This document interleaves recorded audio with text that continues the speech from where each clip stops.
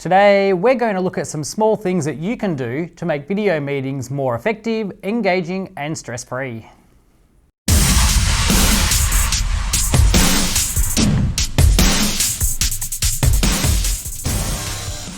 Ahoy! Peter from Brighter Training, where we aim to help your business grow by utilising positive disruption with bespoke organisational development, leadership and communication programs. Remember, if you haven't already, please take a quick second just to hit like and subscribe. Now, when it comes to presenting on video, many people hate doing it because you've got a record of your performance and we also tend to be our own worst critics. Some people are also spending 8 hours a day or more on video meetings. In a previous video, we did cover managing video meeting fatigue. However, there are ways to make these meetings a more positive experience for everyone involved. Firstly, let's just look at creating videos in general. Now, if you're creating videos to send out to people at work or to put them online, there are heaps of options available. There are teleprompters, lighting, cameras, microphones, software, and if you plan to do a lot of videos or to a really broad audience, then there's certainly things to look at. However, if you're just creating videos to send out to your team, just giving them a bit of an update and something engaging, then there's absolutely nothing wrong with just reading your notes, pulling out the old phone and recording a video to send out. So really just turn on the light, sit in front of your webcam, share your screen and talk. Most people will appreciate the effort you've made and also appreciate not having to sit through another video meeting. So next, the concept that good enough is good enough. Avoid perfection and don't go comparing what you do with all of the professionals. Most professional video creators you see have really good equipment. They use extensive editing and they often have people to help with sound, filming and lighting. They also have experience and they've refined their skills over time. So just focus on the purpose of your video. The rest of it will improve over time. Put yourself out there, give it a try, which is a lot more than a lot of people are doing. And once you've done it once, then you've got a starting point where you can start to develop and improve. Next, take video presentations and video meetings as an opportunity to improve your presentation skills in general. While presenting on video is a little bit different to presenting face-to-face or live, there's a really good opportunity for you just to look at your own videos and have a look for words or phrases that you use a lot, body language, mannerisms, even when it comes to your voice, the speed, the tone, the volume. So this is a really good opportunity to literally become your own coach. Reflect on how you do things and turn what can often be a stressful situation, turn it into a really positive opportunity to improve in general. So when it comes to conducting or participating in video meetings, there's a few other things that you can consider as well. So next we'll look at logistics and planning. So stick to the purpose of the meeting. Your goal should be to make video meetings as short as possible, especially when you consider that some people will already have attended 3, 4, 5 hours worth of meetings on that day. And video meetings are a lot more draining than live meetings. Next, decide up front how you'll handle questions throughout the meeting. So whether people send text messages to you if you're running the meeting, they can send text messages as well through the actual video software. Often there is an opportunity to raise a virtual hand. So just decide how you're going to do that, or even if you just want to leave all questions till the end, just to make sure that the meeting itself flows very easily. Set the speaking rules. It's a lot more difficult to manage multiple people on the call when they're all trying to speak, especially if you don't have those non-verbal cues. To experience this, there's a great little activity you can do where you have the participants attempt to count from 1 to 20 with a different person saying a number each time, but they're not allowed to speak over each other or interrupt each other.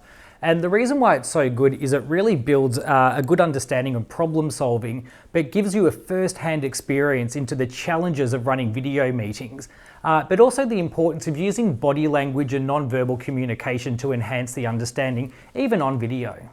Finally, setting the video rules. Consider whether the video even needs to be on for the whole meeting. In switching the videos off, it can also help people out that have slower internet connections.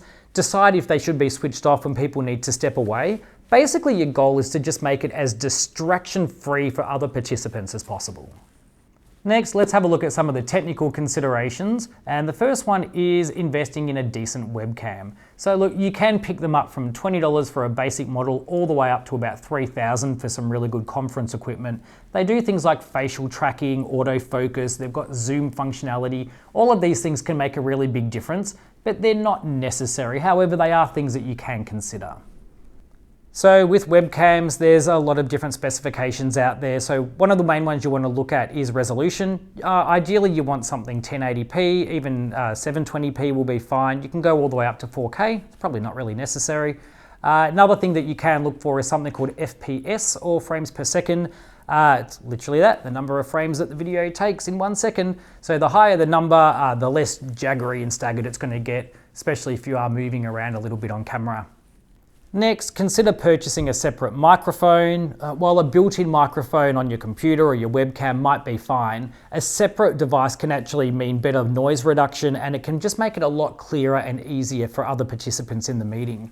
It can be as simple as earpods, Apple earpods if you're using your phone, or a simple lapel mic can set you back about $40 for a really good quality one.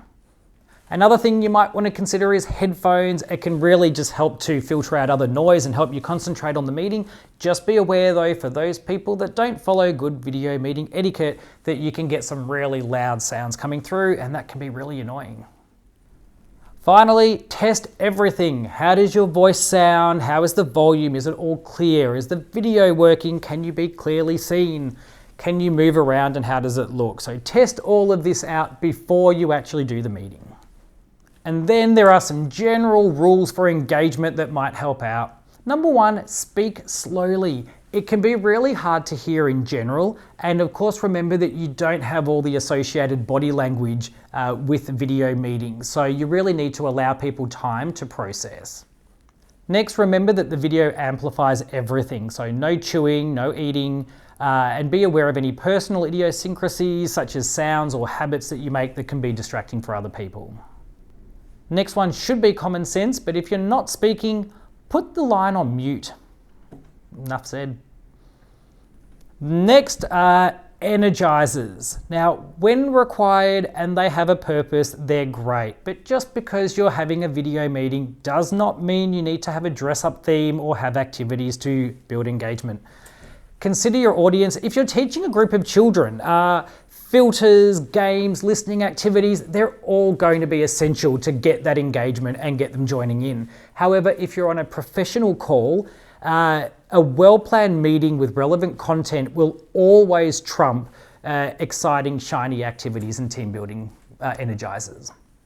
Also, with more technical people, and I do generalize here, they'll usually prefer you just to get to the point and end the meeting, and are going to be less likely to respond to things like games, songs, and activities.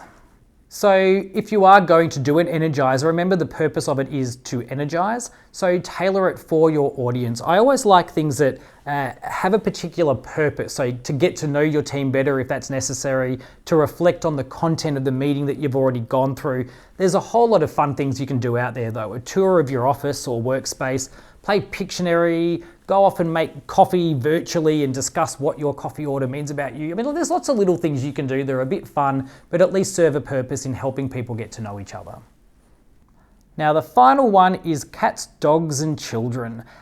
This one may not be very popular. However, if you're in a professional meeting, then plan for it. If you were to have a really important client meeting in a boardroom, I'm guessing you probably wouldn't bring your dog to that meeting, unless there was a purpose for it, of course.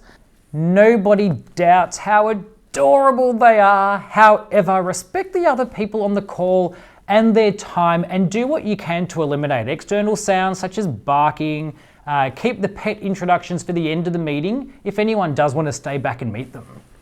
Have you ever seen those videos of the news anchors working from home where their dogs and cats and kids come in?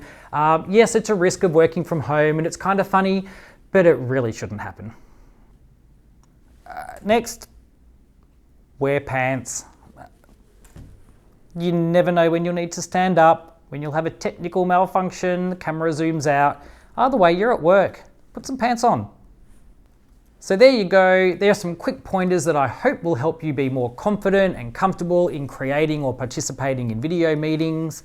We've got a whole lot of tips and programs and presentations in general, and some really exciting skills programs. So if you have any questions, would like to know more, then reach out to us anytime via our website. All the details can be found below in the details section. Otherwise, thanks again for watching, and we will see you in the next video.